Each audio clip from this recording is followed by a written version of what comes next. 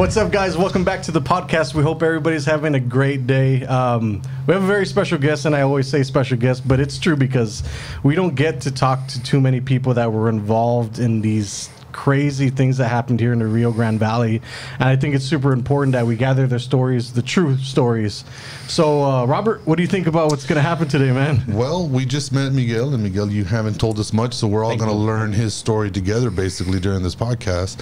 Yeah. I'm interested. We've heard one story already about one of the survivors, and that was interesting, and it opened up a lot of questions for us, so I guess we'll get into it and start answering them. Absolutely. So, Miguel, before we begin, I guess let us know about yourself and tee us up for what we're about to talk about.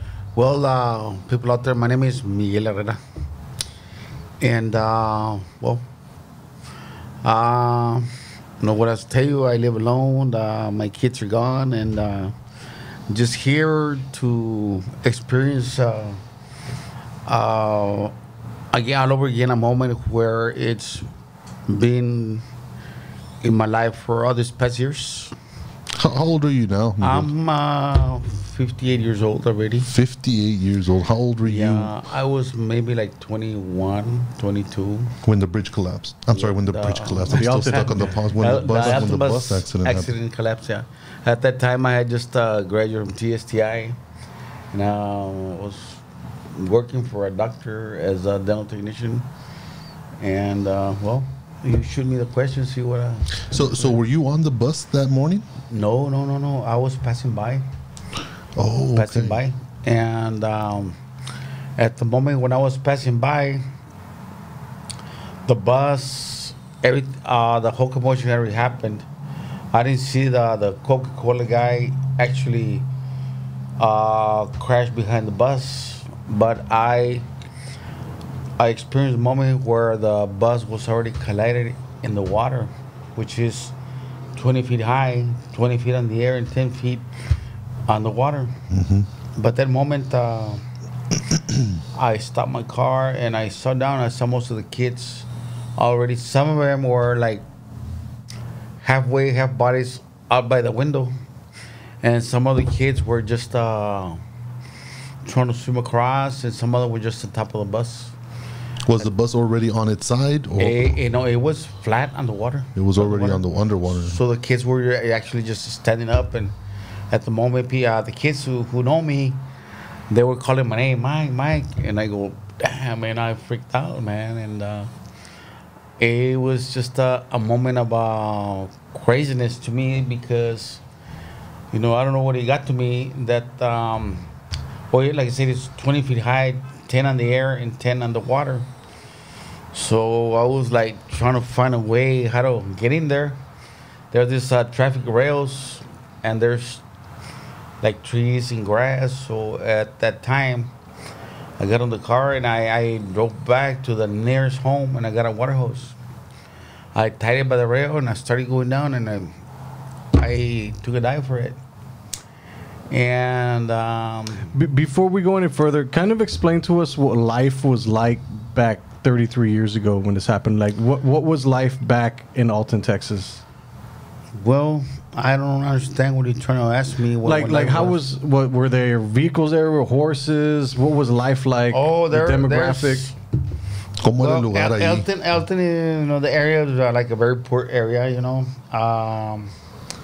People live in old homes, mobile homes, stuff like that. The community knew each other. Yeah. Well, in that neighborhood, everybody knew each other more or less. And how I got there, I got married at that time. I was married, and I ended up living in that area. And so you knew a lot of the kids that... I didn't know a lot of people, but most of the kids knew my name, and because of whoever lived there, and they used to just hang around, Yeah.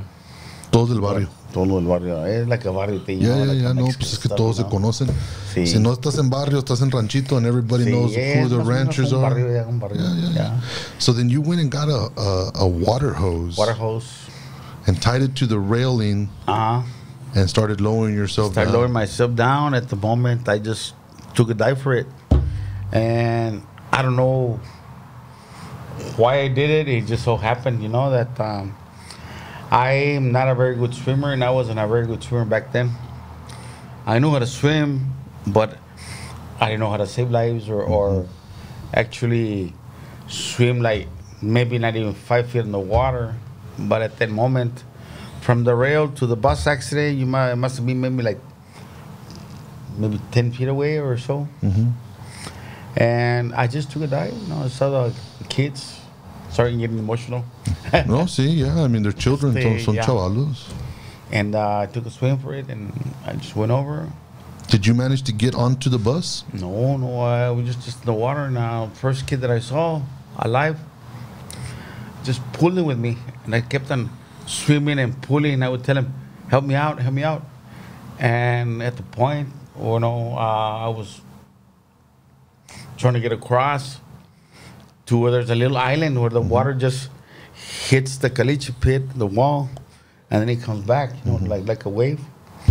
And at a certain point, it's not deep no more, where you can actually stand on your feet at a certain point.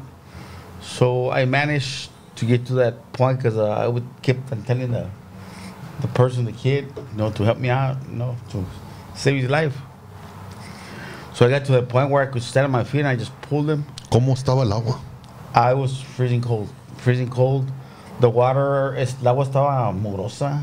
Es un caliche pit donde actualmente cae toda la baba, mugrero, ¿verdad? Disposed water. Yeah, the runoff waters from the roads and the drainage. We also heard that there was diesel from the... Yeah, it's all kinds of chemicals and stuff like that. It was bad water, bad water. It's stagnant, it's estancada. Caliche pits where they throw all the junk left over from CDs and stuff like that. But at that moment, I managed to get the kid out of the danger, and like I said, by the street, 10 feet up, there's like a little island where the water just hits and y se regresa para atrás. So I put that kid right there, and I actually got him, and I put him there, put him there. And at the point, like I said, my mind was just freaked out, I went back. And I started swimming, and I got another one. When you say swimming, were you going into the bus? No, I was out on top of the water. Yeah, the bus was full of water. There's no way I could there was no way to get in there. No way. So the kids you were getting were the ones who had already gotten out. The ones that were survivors, hanging by the window, up there, or people just holding onto the bus, surviving. Whoever was there at the point when I was swimming, I was just grabbing anybody, or anybody, trying to save whoever was available. And at the time, I didn't even, like I said, my mind was just very freaked out. I didn't know. Just grab anybody and go back. My mentality was just to help somebody. To help somebody. So I got the second kid, and I as well. I kept on doing the same thing. Boom, boom, boom, and I managed to get him across as well. And I was very exhausted and everything, tired. And I also set him on the side of the wall where it was shallow, dirt, yeah. se podía. And I lo acosté y estaban acostados ahí nomás, and I guess they drank a lot of water or so. And myself too, I drank some water, but I didn't think very much about myself at that point. Pensaba de mí nomás, pensaba ayudarles a los chavalos. La tercera vez me regresé para atrás. Agarré otro chavalo, pero el chavalo que agarré, como quien dice, ya andaba floating, more or less. So the third person when you went back for a third time, the person you got was already floating. More or less floating. With his face up, or was his face in the water? Up. Okay. I was swimming and pulling little by little. And, I had like 2-3 bodies already set up on the side of the wall. But that time I was exhausted. I couldn't do anything. I tried. So it must have taken maybe like 30 minutes, 45 minutes. Wow. Where all these, emergency people started coming in. Mission, Faro, San Juan, Alamo, the firefighters. Border Patrol, I think, were there. Border Patrols, everybody United. And what was the mission? I don't know if it was Mission or McAllen. They told me, hey, you need to go up there already. So you're gonna drown, whatever. But when they started putting all the ladders for them to come down, they pushed me up. But when they put the ladders, I went to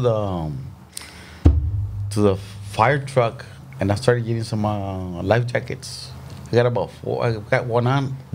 I got about 4 or whatever I could carry. And I started going down. I started throwing it to the kids, you know. Yeah. There, put one on. Yeah. I started swimming again. And then when I went back, this little girl was out yelling and whatever. She was, you know. Do you remember how old she was? She must have been maybe like 13, 14 years old, you know. Most of the kids were from the age of were high school kids or junior high.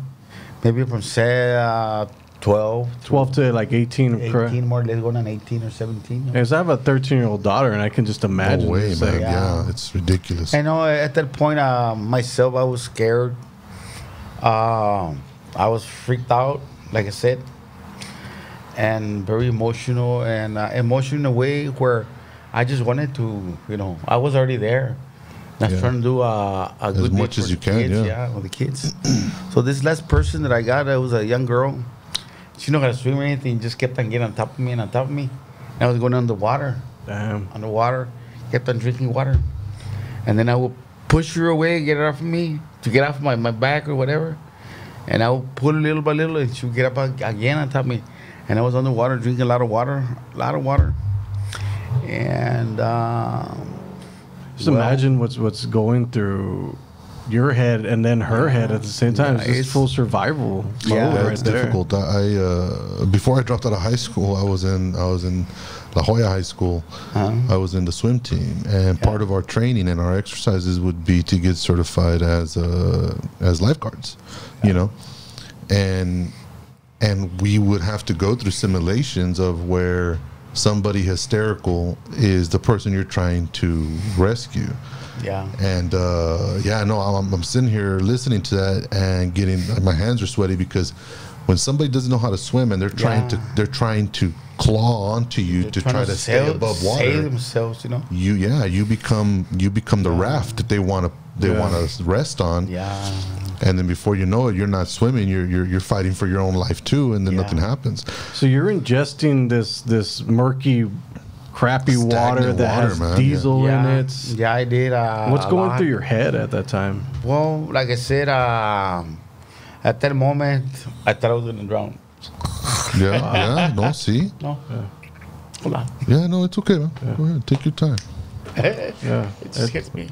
Yeah. Okay. So that moment, I thought it was going to drown, you know, because the little girl was just getting Get a little closer to the mic. Tap me, and I just keep her with me, and then I rose up, and I just kept on pulling her. So I put her back with the rest of the kids, the little valley where the water just comes back, and then at that moment, I just collapsed. Wow. Right there, you know. So the paramedics and the firefighters started giving me oxygen, pulled me up, put me on a bed, put me flat floor, and they would just just give me oxygen and taking care of me. So you were literally helping till your body gave up, and Wow. Yeah, brother, that's. Wow. And I was just staying there, you know. They were just being right beside me, make sure that I was alive and survive and breathe. So you put yourself in harm's way, and it's funny because we can't, as a human being, you can't bite yourself hasta que te saques sangre. You know, you can't. There's something about us that doesn't let us deliberately harm ourselves, but yet when somebody is in need or a child needs rescuing, that turns off and your body says, you gotta go. And if you gotta go, this is the way you're going. And then there's no more thinking about what's gonna happen to you. Your only mission is to save what you're looking at. And and you've experienced that, and I've had a chance to feel that burst of energy. So I know what you're going through, and I know what you went through, and it's still very evident that when we go through things like that, it no es gripa, no se quita los 3 días. No. You carry that for the rest of your life, man. That's algo que no puedes borrar. You can't erase it. You carry this I've been carrying it for over 30 years now. Yeah. Still there, still fresh. Well, you should be incredibly proud. Yeah, good, because you ran, and this is the second story we find out about a garden hose, because another individual, supuestamente un vaquero, got 2 hoses, los amarró juntos, and started pulling people out. Okay, so this is the second time we hear of a water hose being used to save somebody. You used it to get down and into the water to save the kids, because you got to remember, folks, this caliche pit was basically a big square, and the only way to drive down into it was literally going away from the crash site through the back end, right? Through the back end, through Stewart Road. And then or Mayberry, I forget. It's Mayberry, and then coming back in through the the wooded area to get to where you could get in.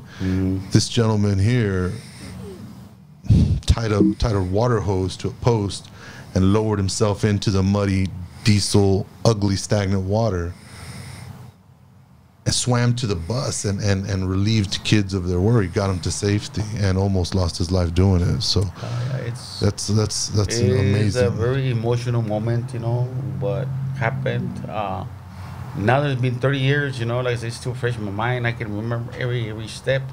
Do you remember the smells and? Oh, the water was murky, smelly, Yeah, I bet. Within the time, I had internal sickness in my stomach. I went bald on my head. Wow. All this hair just fell off. Yeah, because you ingested so much. You understand, man. This is rainwater, storm drainage water, and God knows what else. Dead animals die in those waters. All kinds of stuff goes on in these. It's like a cesspool. Yeah, it's like a cesspool. Amoebas once water is stagnant and it's no longer flowing, it just festers and it becomes infectious. These children were trapped under this water. Miguel here swallowed, ingested some. That has an effect on our body. That has an effect on everything. And literally, what you're saying is that you started losing your hair. You started getting sick. I was sick for a long time. We had heard that 2 children passed away because of what they ingested. So you obviously survived, and you got the. I got some, like I said, side effects: losing my hair, internal stomach sickness, and I was maybe almost for a whole year. Kept on going to the doctor. Wow. Yeah, and the post-traumatic stress syndromes that you're obviously still suffering from is again, doesn't go away, man. Eso no es gripa, no se quita, eso no se borra. Yeah, no. How often do you think about that day? Oh, I try not to. Only when somebody mentions the bus accident. It brings you right there, It clicks right away in my mind. And it kind of takes me back to that moment that happened, And as well, I think what's been going through my mind lately, especially since we found each other, I go, it's been almost 30 years. 33 years. 33 right? years. I wonder how those kids who I saved or whatever, I wonder how they're doing, or we're gonna find out for you. We're gonna reach out to them and what's going on in their lives. Yeah, no, we're interested. We're going to. It'd be great if we could get them together again, man. So if any of you guys know or heard of somebody telling a story about Miguel swimming them to safety, reach out to us. Comment. Reach out to Josh. We'd love to get you guys together and kind of go over all that. It would be something awesome, that I don't know. You could just find closure, find out that they're doing good, and for some reason they're alive. Yeah, no, I think that's a good idea, and I think that's something that we can and will try to pursue. Absolutely, I think the goal of this, for the first podcast that we had about the Queen Isabella Causeway, it was literally fueled by the comments of the YouTube audience. So. this is so ingrained in Rio Grande Valley culture. Everybody knows about this. So if you know anybody, send them our way. We'd love to have them on the podcast because there's so many unanswered questions, stories like this that don't get to be told through a book or through anything else. I think I've been waiting years, to maybe something like this to happen to me. To actually sit with somebody like you guys, and I'm glad you said that. Yeah. Tell story who people don't know, or those people who are living right now that are, actually were gonna die in the bus accident or drown. To find out that hey, Valió la thank pena. the Lord, Yeah, thank the Lord they were alive. That somebody got me closer and try to help them out. I'm not asking for anything. I just, I'm just glad they're leaving. Just an update, yeah. Just an update. Leaving, and and it's just the way it is. I think that adds a little piece back to your heart, where it's a little bit of closure, like just to know that they're doing well, that they're still alive, that they're doing something. Yeah, man. And they're alive, and you're alive at that moment. Their lives were about to end, But like I said, is just a moment of craziness in my mind, in my body. Es que Diosito es muy grande. Sí, que me dijo, Get in there. tienes que brincar allí. Yeah, you got to jump in there. You got to do jump what in there, and you got to do something about it, So you felt that. You felt like being pulled. I just got out of the car and started running, and I sat down. Started to go, I say, man, started like, hey, what? Wow. Say, what the flaca, man, how am I gonna do this? How am I going to get in there? Yeah, so I just this crazy idea, the water hose, and this just the way it happened, it happened, and I didn't even think anything. Yeah, no, there was no time to think. No, I wasn't even thinking, It's que I think a lot of times at those moments when we're struggling with those things, I think our minds know to shut off, and we act on human spirit and on what we're brought up with, and it's like every time you're at a gas station and somebody pulls up and says, "Hey, excuse me, do you know how I can get to the courthouse de aquí?" And luego people, "Oh yeah, mira, te vas por aquí," and you turn right and you go here, and then somebody you're with starts saying, No. It's easier if you go this way and go dile que se vaya. Well, the reason that happens is because internally, as human beings, we all want to be of use. We all want to help. We all want to offer some kind of assistance, even when it's something as small as direction somewhere. Now you have somebody's life is at risk. And we have that built into us to where we want to help, man. We want to go and do things for people when we can. Yeah. And I think that instinct takes over, and all of a sudden you're in the shit and you're in the water and you're saving people and you don't even know how you're doing it. Yeah, like I said, it's been a long time.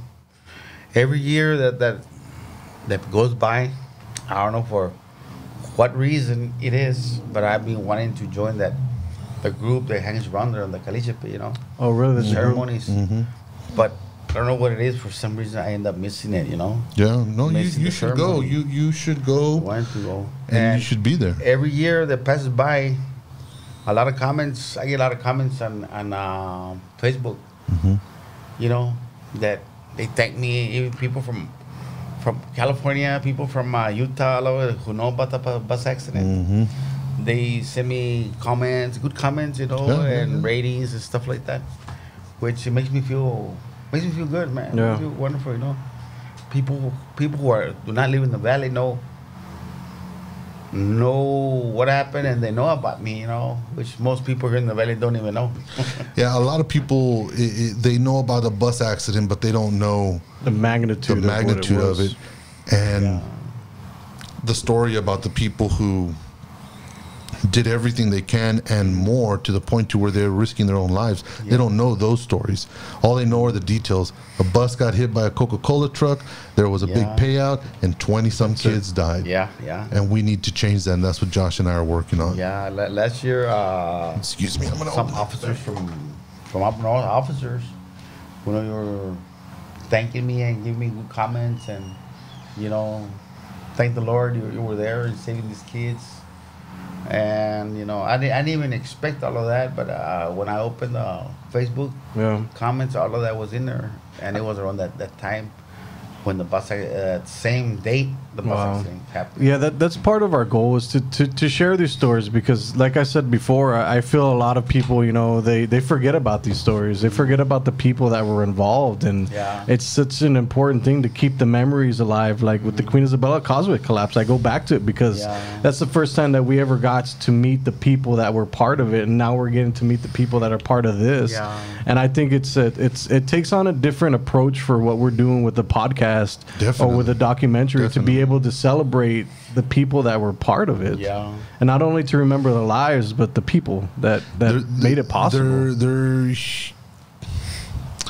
They're humanitarian stories, man. Like they're people that were human, and we're brothers and sisters, even though we don't know each other, man. And the proof to that is that you were physically acting like if it was your daughter or your sister in the water. You were risking your life for a complete stranger. For a complete stranger. And that to me tells us that, we're all children under God, and we recognize each other as siblings and as worthwhile. So the proof to that is the unexplainable actions that Miguel and other people who put themselves in harm's way, what they do for somebody that they don't even know. It's a testament to that. Do you keep in contact with anybody that was involved? No, I don't know nobody at this time. Like I said, it's been over 30 years. 33 years. I don't know nobody. What about shortly after that? What was life after? Well, I was gonna make a comment on that. Shortly after that, people in the area will call me Mike the Hero. Mike from Alton, who saved some lives. But that made me feel good. Yeah, sure. In a way. Yeah. See, come on. Months later, I came out on Time Magazine. Oh, wow. Little article. Oh, wow. Mike Herrera from Alton, blah, blah, blah. The heroes saved 5 lives. So that made me like, boom, Yeah. I felt awesome to come out on a magazine. Yeah. A very famous magazine, which is Time Magazine. Yeah, Time Magazine's, it's been around forever. It's very prestigious. I never kept anything, I didn't even think of keeping things. And everybody would tell me, why don't you just, hang them on whatever or keep them or save them? I did at the point, but at some point, it just went through my mind. I just, I disposed of it. Is it because you didn't want to relive it, or? I really don't know what it was, but to me, it was a very emotional thing. Maybe that's what it is, or what it was. And you can tell right now I'm kind of, my mind is still fresh and emotional, how I got in. 33 years ago. That's why I probably just disregard about this stuff. Yeah. But the moments are there, the memories, everything's still there, Yeah. I won't forget one piece of the action that No, pues la calichera está ahí. It's not going anywhere. Have you passed by there? I passed by there, but I go... Go real fast, Yeah. Wow. I don't get off, man. Yeah. I don't get off, I been there, I seen it, I swallow it and everything, I don't... It's not a good memory. It's not a good memory for me. Do you feel like if you go, it would probably be some type of closure, or? I've been trying to for the past years, and I passed by there, and I passed, but I never stopped. Yeah. Never stopped. I haven't stopped. As it is, I have pictures in my phone of the Calispe with all the crosses there, the way it's set up. I took pictures, but I didn't get closer. Yeah. I took pictures from across the street. Yeah. Wow. But I haven't had the moment to actually walk in there There's a park down there now, yeah. I've gone to the park, but what I'm saying, where other crosses are hanging, I haven't stepped. I don't know why, but I haven't, Like I said, I took pictures, but from across the street. Yeah. So going back right after the accident, when you were just getting out of the hospital, what was life right after that? Were you part of like the lawsuit that everything was going on? Well, at a point when I was sick, I had no money to take care of my health. My hair was falling off. I got separated from my marriage también. During that time? Mm-hmm. Wow. After maybe a year or two. How long were you married? 9 miserable years. 9 miserable years. Yeah, sounds like the first 9 years of any marriage is just that. It's a hit and then it's cold. Yeah. So going back, you got divorced during that time. Yeah. What was life right after that? Like, how was life? Life is like, I've always worked. I've always been a hard worker in my life. Just working. And this family who actually lived around the area called the Quinteros, one of the kids died in the bus accidents. Mm-hmm. And they came up to me, what's going on? I go, no, they look sick, whatever. And my hair is pulling on me. Why don't you? They told me, why don't you talk to an attorney so you can get medical help, So I did it at a point, and they helped me out. They gave me a lot about attention, doctor's attention, medication, whatever I needed, So I got through the years. And they did help me out, Good. They helped me out pretty good. And I'm glad they did. Yeah. At that point, I had no money to take care of my health, Mm-hmm. Yeah. Not at all. So these lawsuits that were going on, we heard like one family got like $12 million, another one got $1 million. What are your thoughts on that? Because it was kind of like that's ridiculous, ridiculous. I think since Coca-Cola is a world company, I think they're trying to take advantage of the Coca-Cola company. They got a lot of, hitting for big lots of money. People who lost 2 kids, they were getting like $9 million. One child maybe $4 million. Mm-hmm. They say people lost 3 kids, hitting like 12 million plus. That's a lot of money, man. Yeah. I mean, you can't finish that money just like that. It should last you forever. And after they got settled maybe after 3 years, 5 years.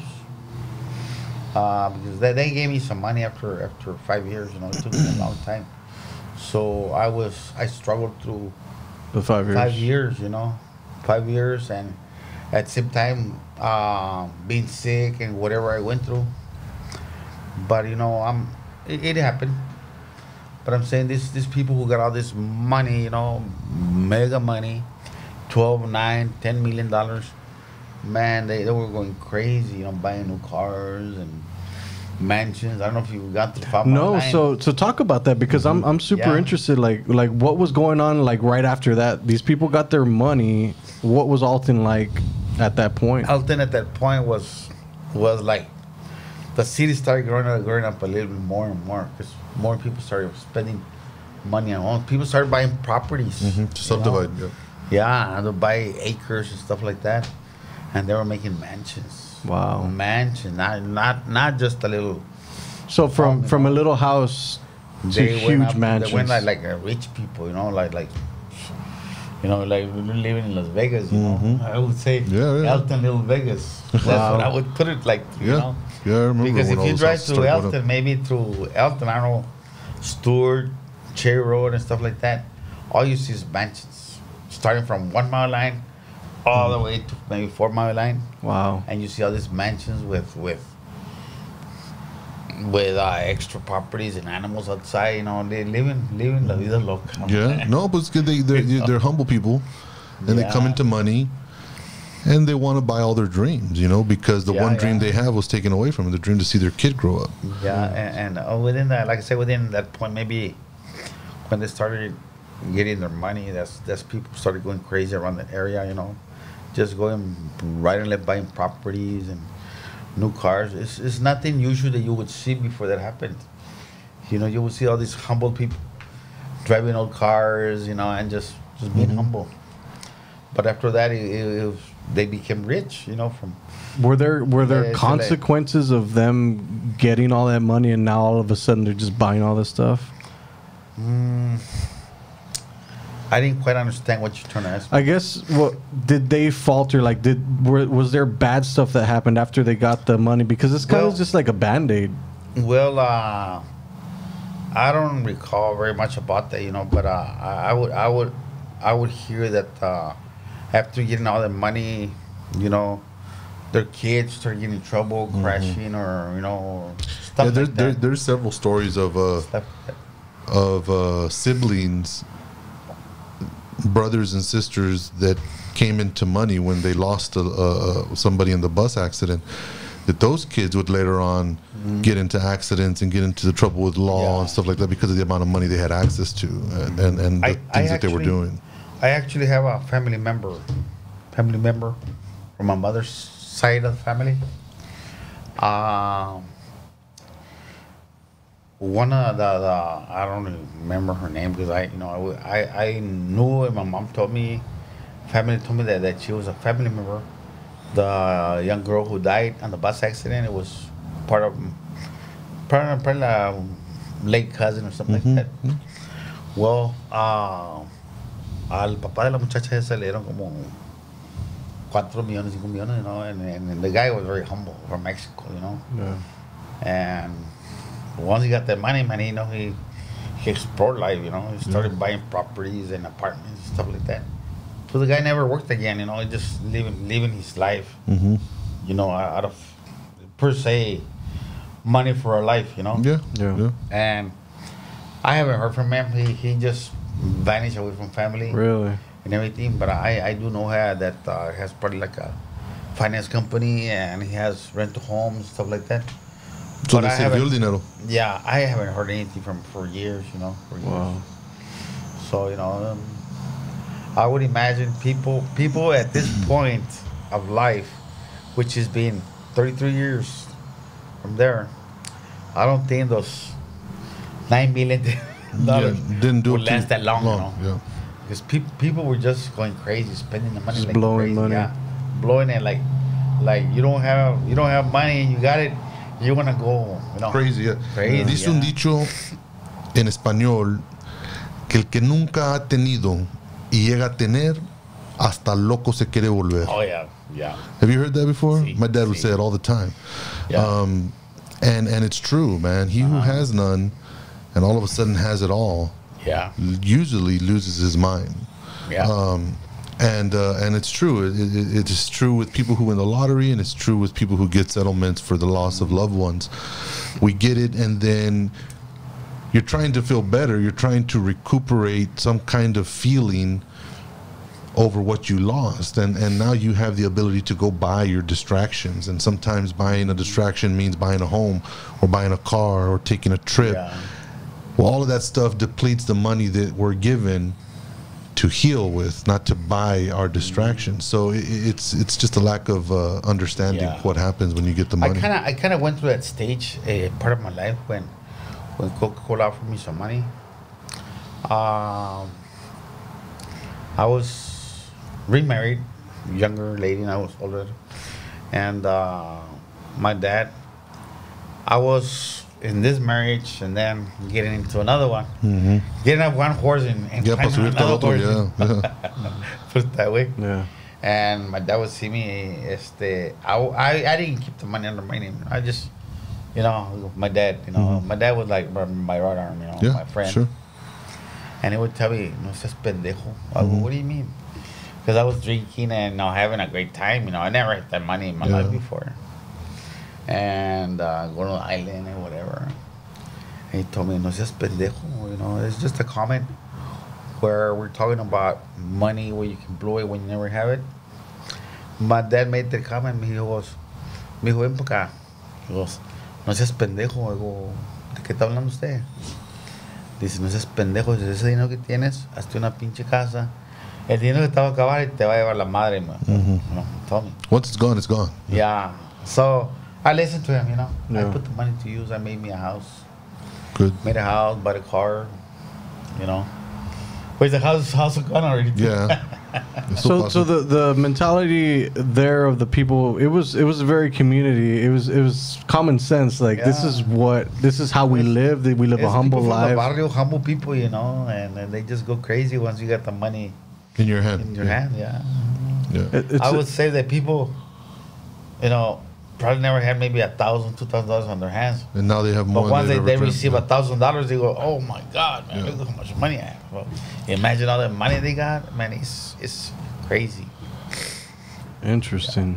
Yeah. Do you feel like you have a new appreciation for life after the bus accident? Oh man, let me tell you, I feel life is beautiful. You know, you gotta cherish every moment of your life the way you can. The expression I make in myself, and I tell my kids, enjoy life. Life is beautiful. You know, but you need to know how to enjoy it. And I use this expression: grab life by the horns. No, grab life and grab the bull by the horns. You know, that means really pay attention to your life and live it up. You know, if you let that bull knock you down, man, you're done. You know, so you have to understand life and appreciate life. That life is really beautiful, but you know, you need to live it good. You know, and just live by the rules of life. You know, and that's enough. Yeah. That's it, you know, and I live that way, you know. I'm a very spontaneous person, outgoing. I have this other word that says, a mí me vale madre, yo me voy a aventar, ¿no? Yo me aviento lo que pase. Si pasa un problema lo resuelvo and I keep on going, you know. But I'm a very positive person, and you know, it's just the way I am, you know. And I think that's what a lot of people need now, because I feel like through the pandemic and going after that, now we're seeing a lot of deaths online. Yeah. Like I've never seen anything like that before, and I'm not sure if it's been like that before, but with social media now it's just more amplified. Yeah, now but you see it so I real think time. with what you went through, what Robert went through, it's kind of refreshing for somebody that's never been like that. And I've always been very positive too, but I see a lot of people struggling out there. And that's one of the things we talk about PTSD quite a bit. I know Robert's very passionate about sharing that, and we can see that you're struggling as well. So I think being able to share these stories helps somebody that's watching, even if it's just one person. One person, it does its job. Yeah. I've had some emotional moments in my life through this situation, you know, that I went through. At times it haunts me. I think about it and I get emotional like I do right now. Yeah. But it's something that I gotta let it go, you know. I have to let it go. Yeah. And I think this moment right now is gonna help me out. Yeah, it will. Talking about it. Yeah. Which I've never talked about it before to anybody, you know. Oh, wow. I would mention stuff like that about the bus accident and tell me, man, and they take my hand and go, hey, that's awesome what you did, whatever, you know. But I had never had the moment to appreciate, like right now, we're recording whatever we're doing. Yeah. And it makes me feel relief. Good. Robert has a good saying about that. It says you give a piece. What's when we go through things like that, we take on everything that we saw and everything that we lived. And since we did it by ourselves, or the few people that were with us, todo lo cargas, you carry it all yourself. But when you start telling people about it and you start telling the masses and platicando con gente, you're giving it away to somebody. Yeah. Y se te hace más liviana la carga. And before you know it, a bunch of people are carrying your story and it's less weight for you. So it's good to talk, and thank you for picking Josh and I to come tell your story. We're passionate about getting the truth out. The moment I saw your text there, I go, oh man, you know, I had been waiting for this moment for a long time. For years, you know. Good. For, like I said, 33 years. Wow. So I guess like they say, you know, something happens for a good Diosito sabe lo que hace. Yeah. Yeah. That's right. So it just happened, you know. It just happened. I've gotten comments, like I told you, people from north, comments about my experience, and they give me good comments. But when I saw your comment there, whatever, I jumped into it. Yeah. I go, this is the time where it is. You're let right. it go, you know. Good. Let it go, because you said it a little while ago, life is wonderful and we need to enjoy it and make good decisions. You need to live to the fullest, man. You never know what's going to happen. The only way to live your life in the fullest is to let go of the past. Yeah. Sit. You can't get to your destination if you're walking backwards, looking at where you're coming from the whole time. You're walking backwards. You're looking where you're coming from. You're never gonna get there. You're gonna trip. You're gonna fall. You're gonna bump into stuff. You're gonna go the wrong way. That's what I say. Que te valga madre. That's right. Dale pa' adelante. Dale pa' adelante. That's right. Yeah. Don't look back. You know? Ni un paso para atrás ni para agarrar vuelo, and let's go. You know. So, Mike, man, I want to say thank you because I feel that the people who you saved would want us to say thank you on their behalf, and the people listening and watching are gonna want to thank you. So again, thank you for picking us and for doing what you did. For having me here. Absolutely. For sharing the moment. It's been 33 years. Yeah. Like I said, it's just like it happened yesterday. And like is there anything else that you remember that maybe we forgot to touch on? No, I think for now it's good. It's good. Well, I'll tell you what we're going to do. We're going to invite you back. You said you've never been to the memorial. Josh and I are going to hopefully reach out and find some of the people that you helped, and maybe we can get the 3 or 4 or whoever of you want to participate to come out and meet us at the memorial, you know. I wouldn't mind at all. And you don't have to experience it by yourself. Yeah, you don't have to be there. Yeah, you'll have a support system. It will be a pleasure for me to be there. You know? Good. And actually, I'm smiling now to see the person that is alive and doing well. You know. Well, we're gonna work on that. That's gonna kind of be what our mission is, to get as many of these people who lived through this together again back at that park, and we can all they can say their farewells and leave their piece there where it took place, and maybe everybody leaves, you know, a better person and with a little bit of better understanding of how things happen, and none of us can explain why. We just gotta keep on keeping on. So with that being said, guys, we need your help once again. Like we can't do any of this without you. And the awards that we're getting for the documentary is because of you all. I mean, we want to share the truest stories of the Rio Grande Valley and the people that were part of it from their own mouths. So yeah, that's the mission now, and when we need your help as we did with our first project. Miguel, it was wonderful having you on board, man. I just want to thank you. I know your hands. I got hurt. I have a stent. I didn't want to. But like I said, I enjoyed the moment being here with you guys, and I thank you. Yeah, to the viewers. Yeah, everybody. We need the help. Now you know who I am. Yeah. And I hope we see you there soon or reach out to you. Thank you. We'll see you guys. Peace. Take care.